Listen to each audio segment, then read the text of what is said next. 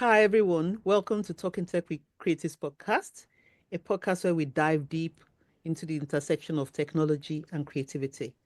My name is Stella Oni, and today we're going to be talking about business and culture in the Middle East, a tech-driven future.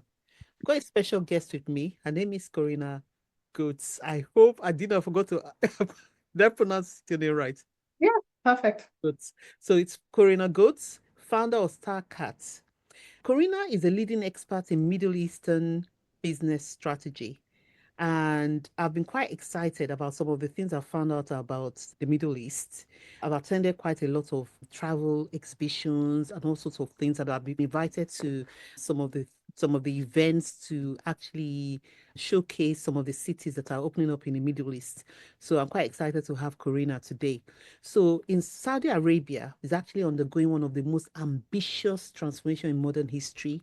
They have a vision 2030, and the idea of this is it's a national strategy defining the kingdom's economy, culture, and business landscape because they want to shift from oil dependencies to a diversified, tech driven future. But now, how does this impact the way people do business? And how does it intersect with deep rooted traditions of relationship building, hospitality, and luxury?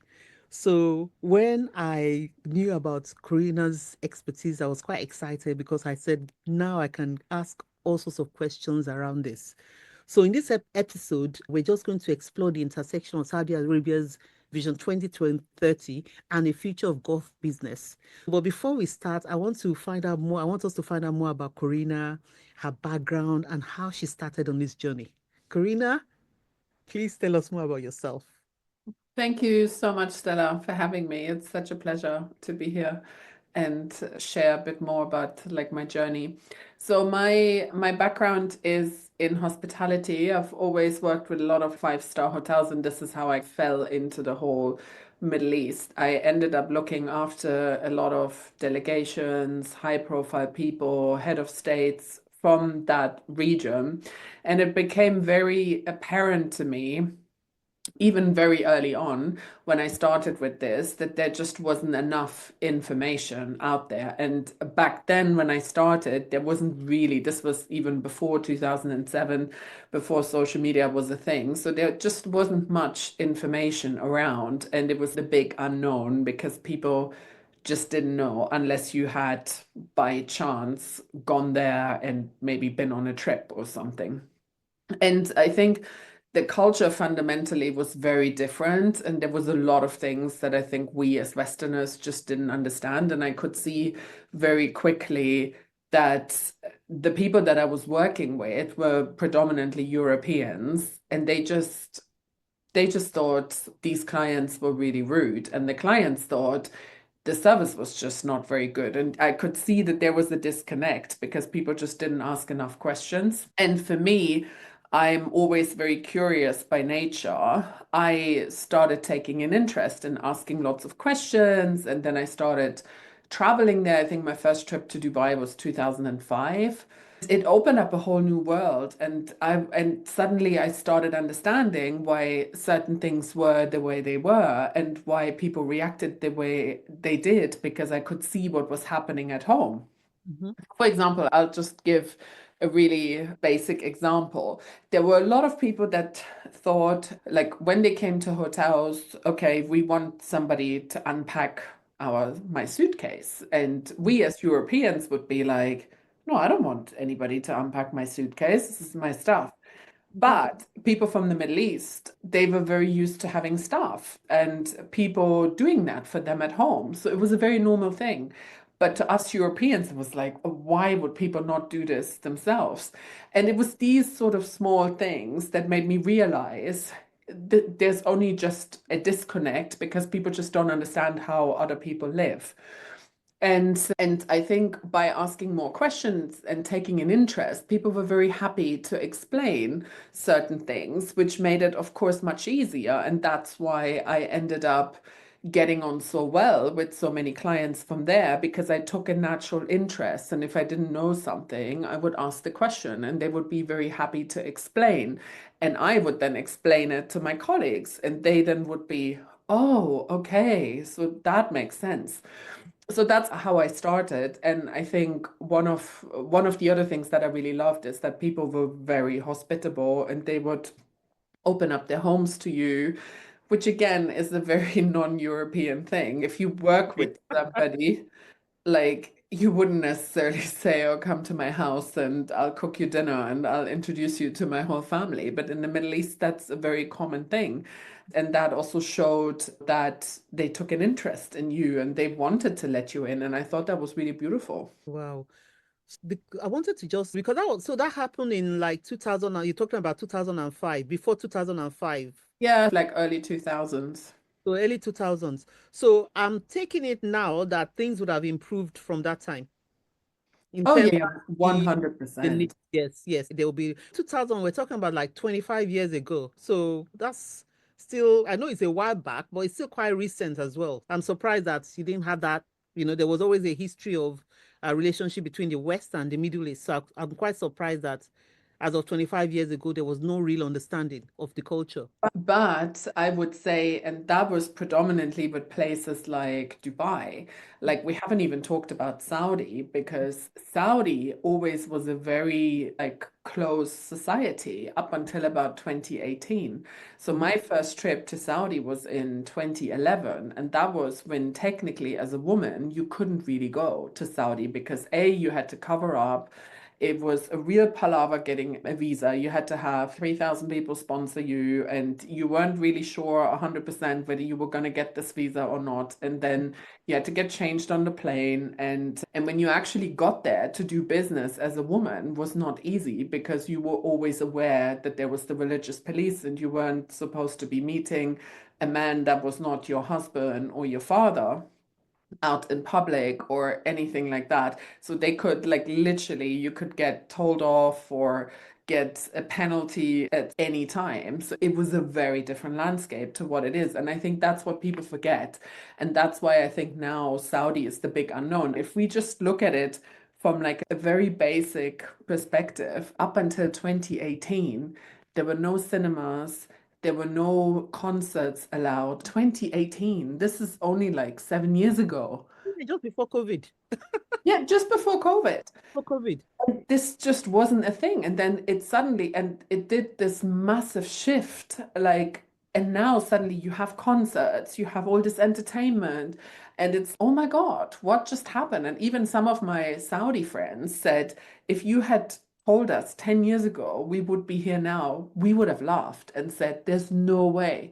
There's no way this would all happen so fast. And not only that, I think, and we'll come to that Mhm. probably and talk a bit more about it, but Saudi is also fascinating in terms of what it has to offer for tourism, because some of the places that they have are just phenomenal and people just don't know because it was so closed. And the only time people would go to Saudi would they would go for like a religious pilgrimage, like tourism visas. They weren't even a thing until 2019. You couldn't get a tourist visa. People were like, no, like, why would you go as a tourist? It's very interesting. It is, it is. And the funniest is that how I found out about this was I'm an author and I'm writing a new series. I write crime fiction. I'm writing a new series set in a luxury hotel. Okay. And so I started doing more research on luxury and all that. So I went to an exhibition in Excel called the World Travel Market. I think never heard about it. I was researching it hotels because my work was set in hotels. And someone told me about the World Travel Market and I went there and it was as if I was in Saudi Arabia. There were all these big stands, Mhm. exhibition stands with all of information about all the different cities, Alula and all that. And I was like, oh my God, look at this historical places, so many incredible places. And I said, I want to find out more. So that's why I started attending. And so the question I wanted, so the first time I heard about it was November 2023. And I listened to a speech by the CEO of tourism, Fad Hamidadin, on Saudi Arabia's vision for 2030. And he said the plan is to invest up to $800 billion in projects and how it will reshape business, tourism, and investment. So, how do you see this transformation affecting the ways foreign businesses approach the region? I think first of all, one should say is this is again something that a lot of people don't know. 70% of the Saudi population is under 30. So this is a very young population. And previously, before we had Mohammed bin Salman, who's now the crown princes always used to be in their 70s and 80s. So you can see where the disconnect is with the general population, because what you want when you're 70 or 80 is vastly different to somebody who's in their 30s. So now, with him being the crown prince, he has a lot more understanding of what the average person wants because he's a lot younger and he has his finger on the pulse. And not only that, but I think what I think a lot of people also forget is Saudi is the biggest country in the Gulf. They have the biggest local population. And there is also a place for an economy within the country because a lot of people used to go to Dubai because there was nothing to do in Saudi. There were no concerts, there was nothing that they could go and attend in their leisure time or as family or whatever. So there was a lot of money that was actually going outside of the country because there just wasn't anything. So to bring all of this entertainment, these things for like families, is very clever because you create your own economy within that to start with, because you want to encourage people to go out to coffee shops and to restaurants and spend their money in the country. So that's number one. And I think number two is also that you want to encourage the tourism within the country because A, the country is so big and you have a lot to offer. Yes, of course you want all the world to come.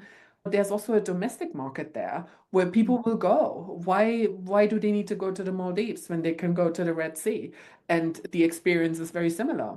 So so it's all of those things. So I think where the opportunity now is for other companies, for like Western companies, is very much to support that vision because a lot of the infrastructure is not in place yet. So there's a lot of hotels that need to be built because the population is so young. They're very eager to learn, but they need to learn from a skill set which they don't have yet. So they need to bring in people to try and help them learn the language, learn how they create that tourism. So I think there's definitely a lot of opportunity there. However, I always say for any kind of company that wants to go into Saudi, you should not go in there and be very complacent and think, I need to go in there and I need to teach you everything. You also need to learn what is important to them because it's not all just about bringing in Western influence. It's a mix of bringing in the skill set, but also fuse them together with the tradition and the history and what they already have. And the traditions are very important to them, and the history is very important to them. And unless you understand that as a Western company, you're not going to be successful because it's not what you have done in the US that you can just take that exact same model and implement that into Saudi. You can't. You have to make this more Saudi, shall we say. And I think that's where it's really important to try and understand what is Vision 2030? What do they want to achieve with Vision 2030? Why is it in place? What is important to people with the history? What is the history of Saudi? And how is that very different? And how can we incorporate that? And I think they actually have some very creative minds. And some of the campaigns I have seen in Saudi have been absolutely phenomenal on like how they executed certain marketing strategies to promote certain events and things that have been so good. And I talk about this a lot, like in my social media content and things, because I just think it's not all just about, you don't have to reinvent the wheel. I think sometimes you just have to look what is already there and then incorporate that and make it more Saudi. And I think that's the beauty of it. Yeah, that's fantastic. Even the when they launched the Alula. It was in the British Library, and it was just incredible. The setting, the food, everything was fantastic. I really loved it. That's why I just fell in love. So I want to ask about you. You talked about this kind of with this kind of misunderstanding that, when a business goes in. So when you say to be Saudi-like, or to do business in that way, can we tease out what you think businesses should do? Just one or two nuggets of really how, you know, they should do business when they go there. I think number one is I think you should always prepare and you need to just take an interest and you can't assume that everything will be the same because it won't be. And then the second biggest thing is assumptions. Don't make any assumptions because so many people go in there and they think, oh, our way is the only way and this is why it's right. But it may not be the only way, and it may not be the way that Saudi wants to do business. So I think you sometimes then also have to be open-minded and ask questions and take the lead from where they want to go and how they want to play it. And I think they've done that very beautiful because I went to Al Ula last year. It was on my list for such a Yeah. long time, and I've been wanting to go for so long. And one of the things that became very quickly apparent to me was that I needed to hire a guide. There was just no way that I could just do this on my own. And thank God I did, because when I was at the hotel, I met a Canadian couple who was at the hotel, and they were telling me, and it was something so minor that I didn't think about because I had this guide, and my guide was like, okay, what do you want to see? I'm like, I want to see everything. So whatever you can get me in, you sort it out and I'll be there. And then he would say, okay, fine, I'll pick you up at 7:30 because we have to be at 8 o'clock here. Mhm. And when I came back that one day, this Canadian couple, they were like, "Oh, we just went to one of the sites, Hegra, that where you have like that door that you can see." And they were like, and they told us it's too hot. We have to come back at 4 p.m. This was at about maybe 11 a.m. And but because I had a guide, my guide was like, yes, they only do tours in the morning at 8 a.m. and they do a tour in the afternoon at 4 p.m. because other than that, it was like late September. It's too hot. It's unbearable. So that's why you need to have somebody local to make sure they get you to the at the right time to the right place. And I think that was one of the best decisions I made to have somebody who told me, okay, if you want to do this, then we have to do it like this, and we'll take a break at lunchtime because otherwise it's not open. And he did a phenomenal job. And what was so nice is that a lot of it was very, again, it was all, the whole experience was very much around Saudi tradition. So when we got to Hegra, they offered us like some dates, which again is very common in Saudi. They offered us some, I think it was pomegranate juice, which was local to there. And it was just such a beautiful experience.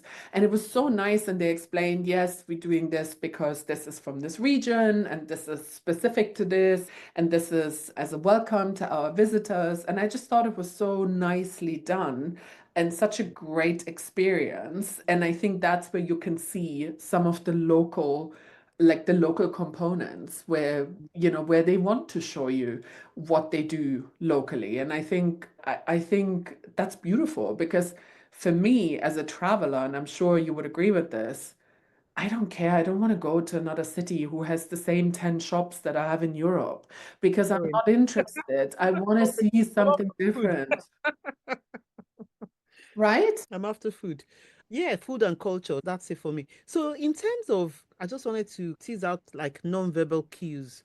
So, what do you think are the non-verbal cues that people should be aware of when it comes to that? You visit, I know you do, you know. Yeah, Assalamu no, alaikum. I think you should, first of all, I think you should look at things like body language because if you have sometimes you end up meeting families or people that are very traditional, maybe the man will not shake your hand as a woman, but that's because they are very traditional and that's just what they believe and there's nothing wrong with that. Mhm. And I think these are the kind of things you should be prepared for, and that's why you need to do your preparation before you go, so you don't end up thinking, oh my God, Did I do something wrong? Like, how rude are they? But maybe that's just customary. So I think if you prepare yourself a little bit with that kind of stuff, then you're not going to be surprised and you know what to do in that regard. And I think yeah, that to me is the most important thing. And if you and there's nothing wrong with not knowing, you can always ask because people will always be very happy to explain certain things. But I think what is important is to not pass judgment because just because you disagree with something doesn't mean you are right and the other person is wrong. So for example, I always give this as an example. Obviously, in the Gulf, they have different ways of running their families, and a man can have up to four wives, Mhm. providing he treats them all equally. And just because you as a European disagree with that doesn't make it wrong and it doesn't make you right. So for me, I just think that's fine. You just have to accept it for what it is. It's a different culture. You don't have to agree with it, but you don't need to pass judgment on the whole thing. And nobody asked your opinion about this. So that's the way I look at it. And this is very similar in business. It takes time. You have to build relationships and people want to get to know you. And in the Middle East, it's not something where you instantly get somebody's trust. You have to work at it and you have to meet them a couple of times and you have to maybe share some private moments that they ask you because they might ask you about your family or they might ask you about your history or whatever it may be. And you have to go along with it because that's the way to build relationships. Yeah, so you have to be authentic. So I wanted to unpick some one or two things there. So in terms of businesses, for example, I can see now that if you want to go and do a business there, you might as well have someone like yourself who is like a bridge between because you can't just go in and do business there. So you would need someone like yourself. We'll come to that later. And then in terms of, okay, if you want to travel to Saudi Arabia, someone wants to travel, what do they do? How do they get these cultural nuances? Because you won't get that in the normal tourist information. You might not probably get that, how you say, okay, this is how the culture is. This is how do they get those information? So let me say I'm traveling to Saudi Arabia to some cities. For me, I totally believe in having a guide. Even when I went to Egypt some years back, I took a guide, took me around Egypt. I Mhm. believe in having someone local to guide me. So where do people get this kind of information? So let's say they're traveling and they want those kind of information that is not probably not in the tourist properly in the tourist arena on how to understand the culture. I have to say, Visit Saudi have done a pretty good job already, like giving information on their website. I think for anyone who wants to read a bit more and is a bit more interested, I do a lot of stuff on my website. I have a different topic every Sunday about something, not just about Saudi, but about the Gulf in general. And I think there is guides and things like that. But I definitely say you should just read up. And I think we are so blessed now with the internet. We have so many resources that we never had before. We had blogs, we have YouTube. There's so much information there that you can find. But I would definitely say and agree with you. I think you should hire a guide. I think you should understand what you want to go and see, or maybe even do a guided tour. So you could start off, for example, in Riyadh and then do like a whole tour, go to Jeddah, go to Al Ula and stuff where somebody organizes things for you so Mhm. you don't have to worry. But if you don't want to do that, there is also a lot of resources where you can learn that. And for example, Riyadh is very easy to navigate. They have a metro that goes from the airport into town. You can very easily take Ubers or taxis there. And I think you just have to have a list of things that you want to do if you want to go as a tourist, for example. And if you go for business, I would always suggest to maybe have a day or maybe a day and a half to do something else because that will in the long run also serve your business because if the Saudis are seeing that you're not just there for business but you also took a little bit of time to see something from the country and there's already a lot of stuff to see in Riyadh, you will have a lot more common ground to talk with people about this. And that's why people always like for me, like whenever I go to Saudi, I always have an agenda. So like last time when I went in January, one of the things that I hadn't seen was the new metro because the metro only opened in December. So I was like, so I had a friend and he said, "What do you want to do?" And I'm like, "I really want to go on the metro." And which I know people probably laugh about. They're like, "That's ridiculous." I'm like, "No, this is great." So my friend and I, we went on the metro and we had the best time. And because this, some of the stations are like literally a work of art, the metro is just beautiful. It was like the best experience. And it was great because it also gave me something else to talk about. And when I met some of my other Saudi friends, they're like, "Oh, so what have you been doing?" I'm like, "Oh, I went on the metro." And they're like, "Oh my God, we haven't even been on the metro." So it's that kind of stuff where you can then meet people and they just generally see that you have an interest and they want you to see their culture. And then in February, I was in Riyadh with my son, and one of my Saudi friends actually organized. He said, "Oh, let's go to dinner, and I'll organize you guys a tour in Diriyah, which is the birthplace of Saudi." And I had been to Diriyah before, but I thought, "Oh, this would be quite nice for my son to see." And he had organized the guide, and the guide was phenomenal, and my son loved it, which is a lot for a 12-year-old. Experience him. Yeah, where you normally think, "Oh God, is he going to find this boring?" But he actually says to this day this was his favorite thing to see because he found it really interesting what they had to say. And it turned out that the guide actually was a real princess, which kind of added to the factor. So it was like, it was perfect, but it was just so nice. And we just had the best time. And it's that kind of stuff that I think makes a difference. And then, of course, you have a story to tell to somebody else that you do business with, and they are like, "Oh, this is great. They took a real interest." Yeah. And I wanted to ask a question because you said Saudi opened up in 2018. So how if you're a woman, how how is it navigating different spaces in Saudi Arabia now compared to before? Has it changed much, or do you still need a male, like a companion and stuff like that? How does it work now? No, not at all. Not at all. It's changed completely. First of all, you don't need to cover your hair anymore. Secondly, you don't need to wear an abaya. You can. I normally do because it's a really nice and versatile garment. But you don't have to. There's no requirement. And people are just generally so nice and it's so safe, which is something that you're not used to in Europe. So for example, you go into a coffee shop or you go into a restaurant, you leave your bag on the table, your laptop, you go to the bathroom, it will still be there when you come back. It's super, super safe. People are, even if they don't speak English, because not everybody does, they will go on Google Translate to try and figure out what you need and how they can help you. And it's just really beautiful to see. And for me, I've traveled now so often by myself, and I've never felt safer as a woman. That's good. That's fantastic. So I wanted to talk about luxury because I'll be like, when you think about Saudi Arabia, even look at Saudi women, you think about luxury, think about like that's you have that idea. So I just want to see that because you have a lot of expertise in luxury. So how does the concept of luxury in Saudi Arabia, how is it different from the Western perspective? And how does it shape business interactions? I think there's like luxury and there's luxury.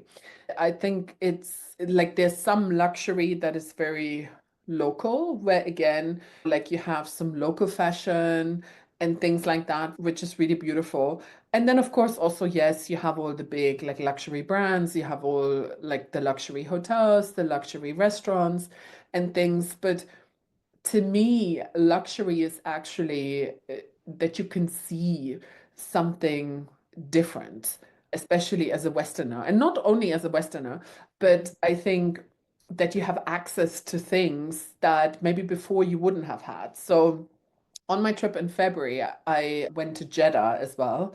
And I had read about that the Biennale was on, which is this art exhibition. Hmm. And it was actually at the airport and it was phenomenal. I've never seen an exhibition like that. First of all, it's free. you don't have to pay. And then secondly, they had the most phenomenal guides, and the art to me, that really signified luxury. And what was so interesting is that all the guides were they were all Saudi, they were all very knowledgeable, their English was impeccable, and they all knew the story behind everything. And one of the things that they had exhibited at the Biennale is basically, if you are familiar with where people go for the pilgrimage in Mecca, you have that the Black Kaaba. Right.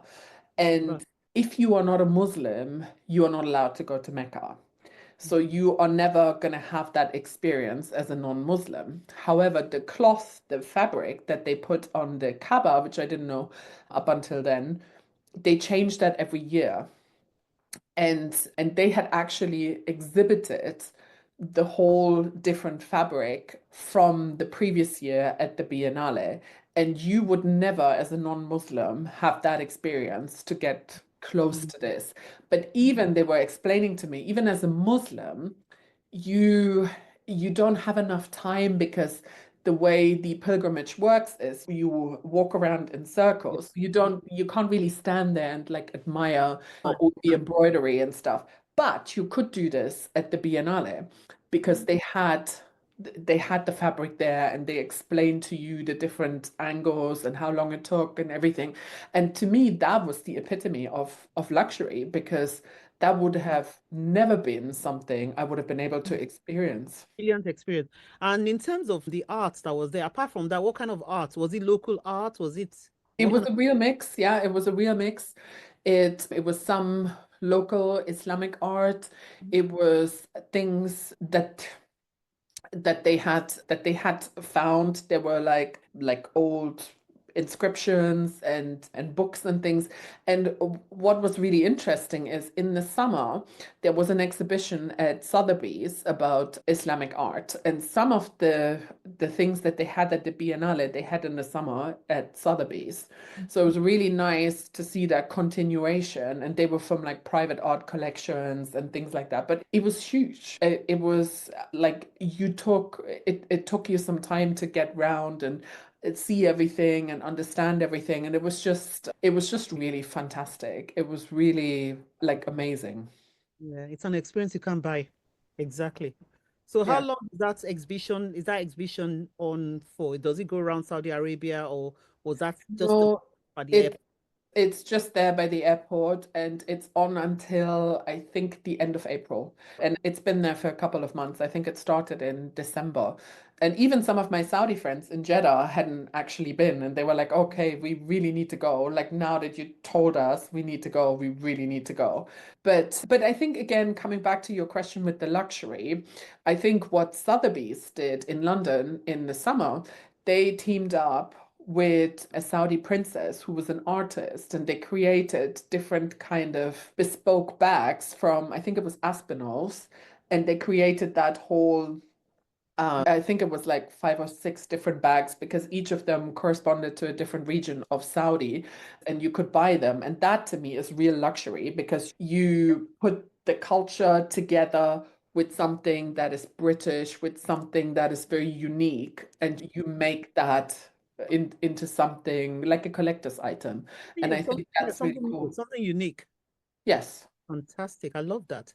I wanted to ask about the evolving roles of women in Saudi Arabia because this is another thing that the CEO of tourism was talking about 2 years ago. Last year, I don't think he made a speech last year. He talked about like women entrepreneurship and the fact that there's a lot of women doing businesses in Saudi Arabia. So, what changes have you observed in terms of female entrepreneurs and professionals when navigating the business landscape? I think there's a big misconception that a lot of the West thinks, and this is something I hear time and time again, oh, Saudi woman, they can't do anything, they're not allowed to work, they're not allowed to do this, they're not allowed to do that. And this is not actually true. And I think it stems from obviously from knowledge that they had from previous, because yes, before it was much harder as a woman to work, but with all the changes, I think there's a lot more women in powerful positions. So, for example, if you just look at like the diplomatic landscape, the number one diplomatic posting is to be the ambassador of a country in the US Mm. because the US is who the US is. And the Saudi ambassador to the US is Princess Rima, a woman, and she has been in post since 2019. So she's been in a very powerful position for quite some time. And she's also very vocal about a lot of like women in sports. And for example, and what I think is really beautiful is that the Saudi women national football team actually gets paid the exact same money as the men.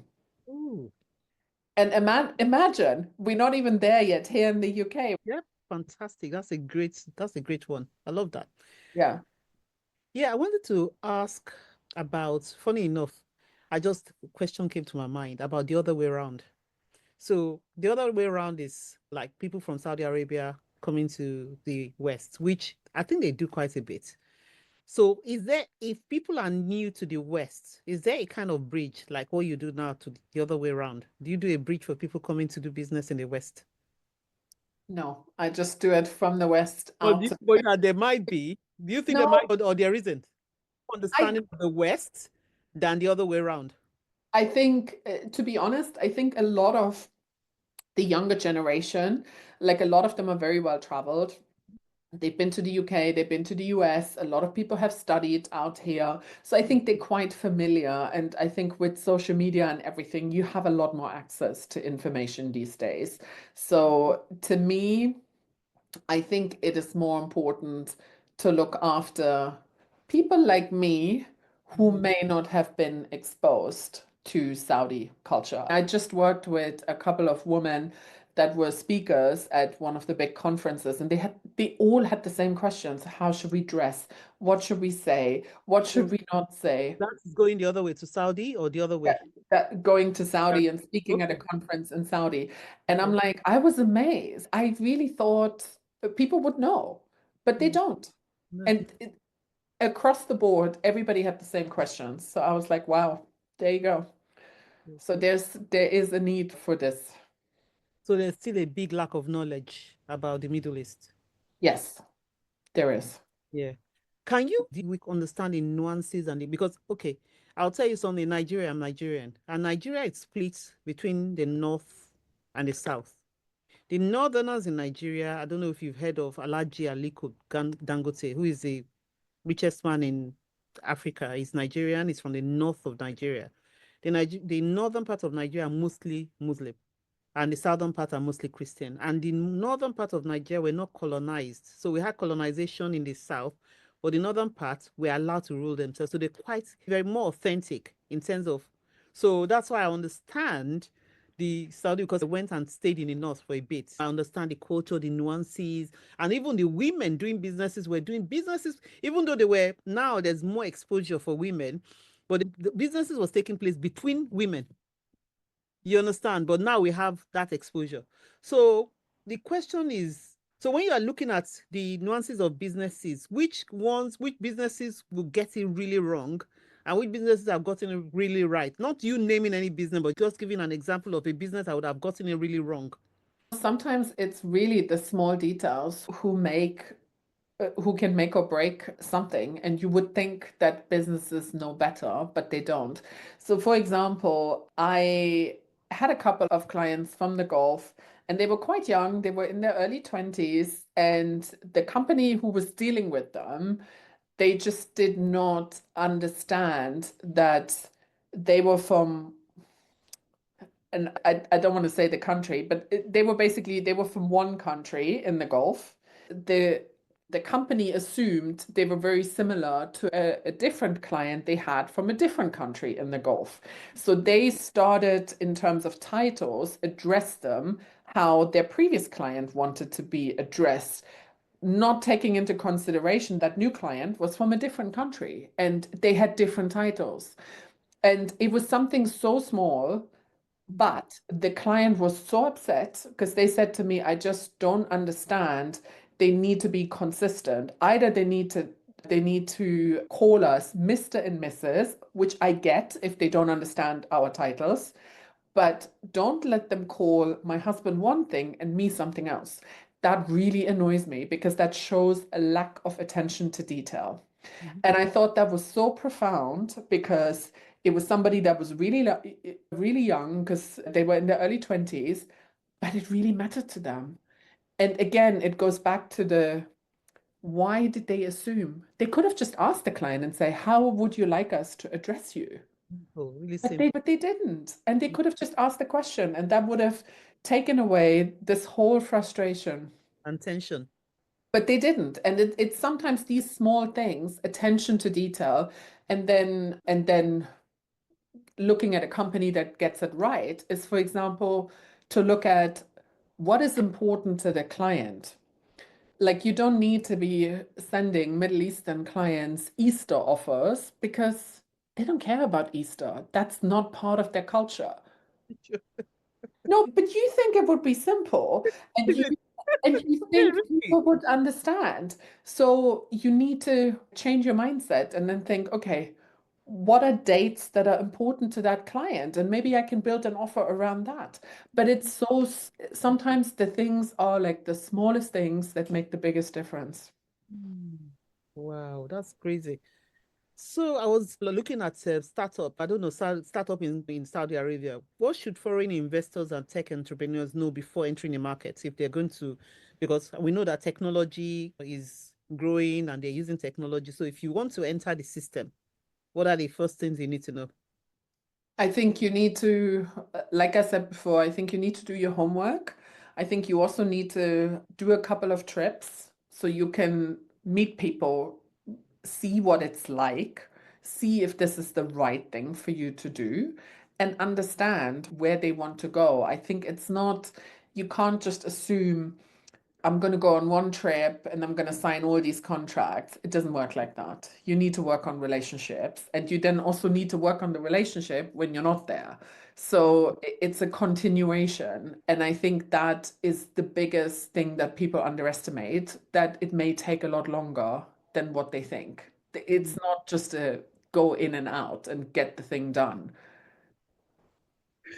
Oh, that's so interesting. So I know you use Instagram to educate people, about business and about the culture. So how has social media changed the way business relationships are formed in the Middle East? Do you think it's made a difference?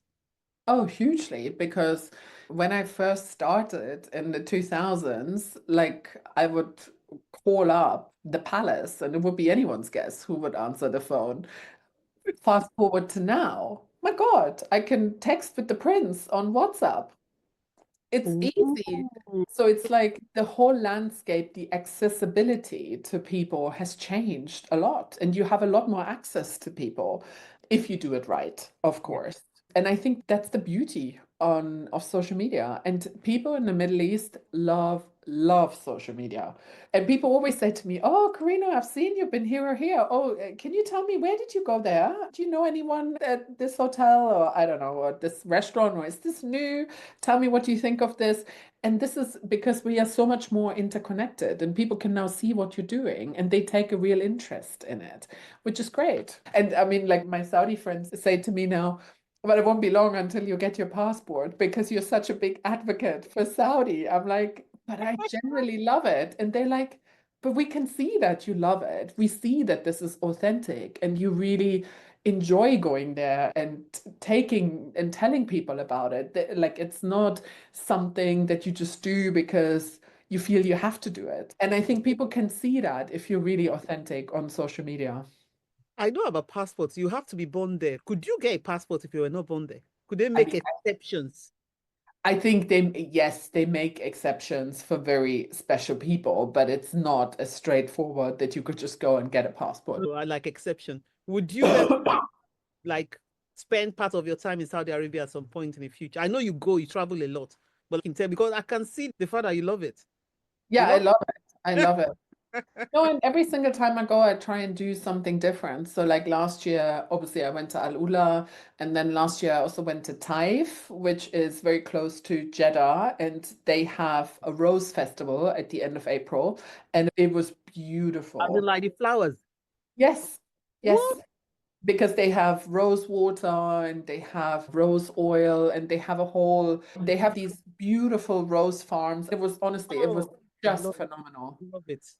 Hmm. It was really funny because when I went, I was telling my dad in Germany, my dad loves roses and stuff, and he was like, "Roses in Saudi? I thought it was just a desert." I was like, "No, you missed the memo here." And he's, "Please, you need to send me like pictures." And he was amazed. He was like, "Wow, I had no idea that this was a whole thing." Fantastic. So I'm going to let me just read this question that I have here because it's long-winded. So in golf business culture, trust is built over emails. It's built, it's sorry, trust isn't built over emails. I'm just saying I'm generalizing. So I know that, yeah. It's built in personal meetings, over shared coffee, in spaces like the Majis.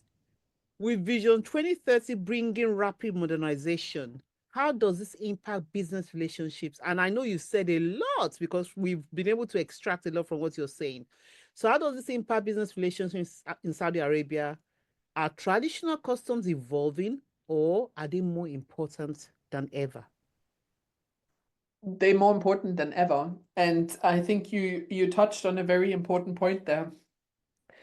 You cannot build relationships over emails. You can build relationships over social media when you're not there, but nothing substitutes like you being there and being in a place like what you just called the majalis, which is like the living room, the receiving room, because this is where you have coffee with people. This is where you meet the extended family. This is where you meet friends and cousins and business associates. Like this is your best place to go.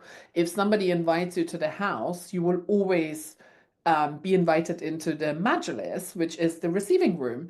And there you will meet lots of other people. And that's how you need to build your relationships. And that's the beauty of it. So you have to bring time, you have to make time, and you can't rush it. And that's just the way it is. And this, I think, will never change because people love that kind of social aspect.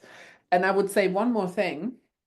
If you happen to be invited to a Middle Eastern wedding, that's your prime opportunity to go and work even more on the relationships. And it's the most, especially as a woman, it's the most amazing experience I love it. Hmm. because you feel like people have literally stepped out of Arabic Vogue. It's that amazing. Like the dresses, I the would jewelry, absolutely love it. the Lush. the detail of how they take care of their guests and everything is just there's just nothing like it. Mm. And I've been to a Saudi wedding, I've been to an Emirati wedding, I've been to a Qatari wedding, like amazing. It's really phenomenal. And it's just such a great experience that you should not miss. Maybe one day I'll go. So, if someone is considering doing business in Saudi Arabia for the first time, what are the top three things they should do before their first meeting? And it could be, it doesn't even have to be the first meeting. What are I know we've said quite a lot, but what are the first top three?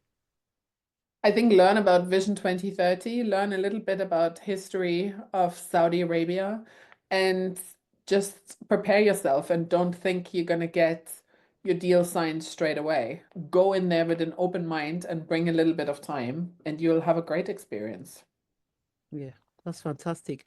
And if a future entrepreneur could speak to the Corina of today, what advice would you give them about balancing tradition with technology in the Middle East? I know we've you're going to go over some of the things we said, but it's just good to just tease out some things. I'd say you have to embrace social media. So many people say, Yeah. "Oh God, no, I can't do social media." I'm like, just embrace it because it's such a big opportunity. And specifically, I think if you want to do business in the Middle East, specifically LinkedIn is a really great tool to learn, to connect with people, yeah, to form really great partnerships. And people are very open. I've met some amazing people on LinkedIn from Saudi. Last time I Hey, was in Saudi, I met somebody on LinkedIn and he said, "Why don't you come to my office and we'll have coffee?" And then he ordered like a whole bunch of desserts and we got on really well and it's just a really beautiful relationship now. So it like It's, you never know what's going to happen because Yeah. people are very open. Yeah. And from everything that I've gathered this evening, because we Nigerians, we have huge, we're big on hospitality. We're quite lavish in some of the things we do. So some of those Saudi tradition appeals to me. I actually love that. I would want to say just thank you so much for giving us an insight into the Middle East. And the takeaway for me is just understanding, just taking the time to understand a culture and the fact that there's so much hospitality there and the nuances of the culture. So I just really love how you've explained that to us this evening. Now, the question I want to ask, I always ask this question is because I know how passionate and I know you travel a lot, but what other than your work, other than this work in Saudi Arabia and your business, what else are you passionate about? What else do you love to do? What I actually, it's a funny thing because I think entrepreneurship requires like a very solid mindset. So one of the things that I started during COVID is cold water swimming. So I swim all year round. In London, there's, would say lake is a big word because it's not really a lake, but it's, they call it a pond. And basically you can swim all year round. And I've trained myself to also swim during the winter when it's like really like 1 degree, 2 degrees, and it's really good for not only for your health, but also for your mindset. And it's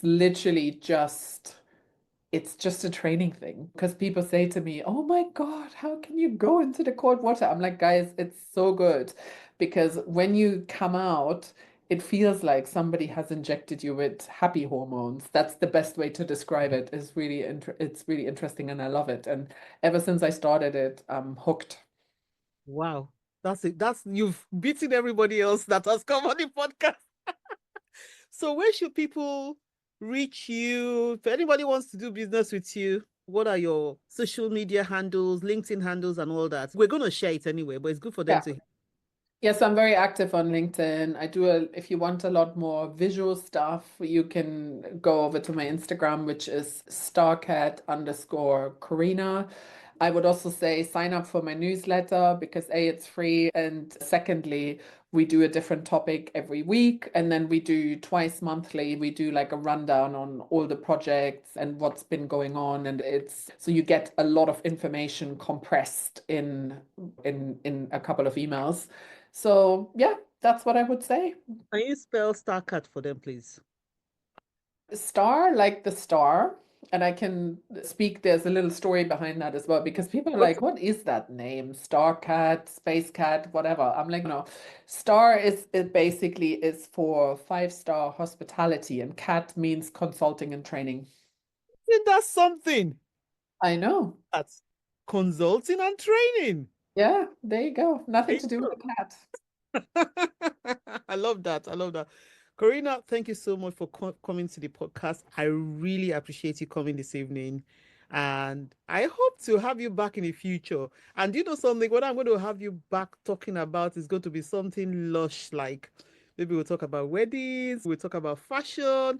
I'm going to talk about something different. I really appreciate you coming. Thank you.